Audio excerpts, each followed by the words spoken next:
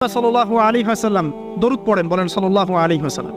তিনি বলছেন যে আল্লাহর এমন কিছু বান্দা আছে যারা জান্নাতে প্রবেশ করবে, যাদের অন্তরটা হবে পাখির মতো নরম। কার মতো?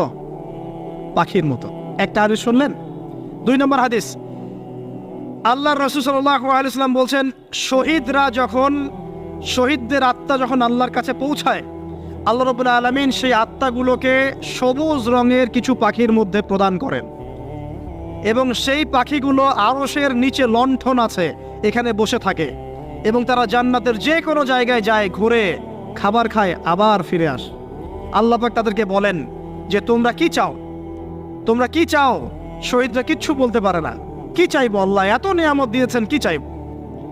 যখন আল্লাহ বারংবার প্রশ্ন করতে থাকেন, তোমরা কি আর কিছু চাও, তোমরা কি আর কিছু চাও, তোমরা কি আর কিছু চাও, তখন শহীদরা শেষে বুঝে যে আমাদের কিছু না কিছু তো বলতে হবে এখন। তখন তারা বলে,